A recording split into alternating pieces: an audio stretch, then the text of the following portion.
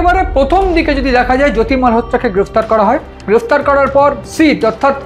Special যে investigation team বা যে দল, সেই দল গঠন করে এই ঘটনা তদন্ত শুরু হয়, জ্যোতিকে ইন্টারোগেট করা শুরু হয় এবং দীর্ঘ 2 মাস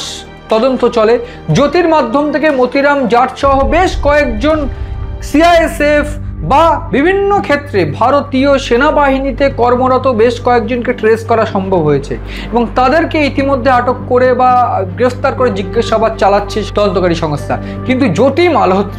জ্যোতি মালহোত্রার সম্বন্ধে যে চার্জশিট দেওয়া হয়েছে তাতে কি লেখা রয়েছে এবং এই 2500 পাতার চার্জশিটে জ্যোতি মালহোত্রার একেবারে পুঙ্খানুপুঙ্খ বিশ্লেষণ করা হয়েছে যে কিভাবে জ্যোতি মালহোত্রা তথ্য পাচার করত, কাদের মাধ্যম দিয়ে তথ্য পাচার করত, কারা মূল টার্গেট ছিল, কোন তথ্য পাচার করত, কিভাবে সেই তথ্য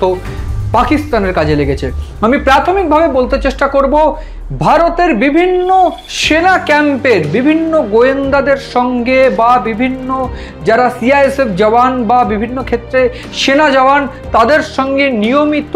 একটা যৌন যোগাযোগ তাদের ছিল, জ্যোতি মালহোত্রা ছিল। এবং বিভিন্ন ক্ষেত্রে শুধুমাত্র যৌন যোগাযোগ নয়, জ্যোতি মালহোত্রা চ্যাটের মাধ্যম দিয়ে, হোয়াটসঅ্যাপ চ্যাট বা বিভিন্ন ক্ষেত্রে ইমেল ইউজ করে, বেনামি মাধ্যমের ইমেল ইউজ করে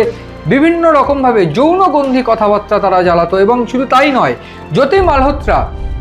এই যে তথ্যগুলো প্রেমের জালে ফাঁসিয়ে বা বিভিন্ন প্রলোভন দেখিয়ে, শারীরিক প্রলোভন দেখিয়ে যে তথ্যগুলো পেত, সেই তথ্যগুলোই পাচার হতো পাকিস্তানে। এবং কোন থ্রুতে পাচার হতো সেটাও আমি বলার চেষ্টা করব। দানিশ আলী, আপনাদের কম বেশি সবার মনে আছে, ভারত পাকিস্তান সংঘাতের পর যে দানিশ আলী অর্থাৎ যে এমবাসির কর্মী ছিল, পাকিস্তান এমবাসির কর্মী অর্থাৎ ভারতে ছিল, তাকে বয়কট করা হয় এবং এই পাকিস্তান এমবাসির কর্মী জ্যোতি মালহোত্রাকে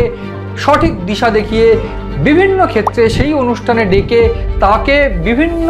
জঙ্গিদের সঙ্গে পরিচয় করিয়ে দেওয়া, পাকিস্তানের গুরুত্বপূর্ণ ব্যক্তিত্ব,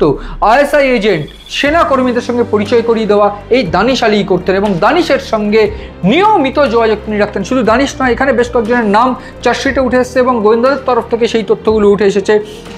আইএসআই এজেন্ট সাকির, হাসান আলী এবং নাসির ধিলো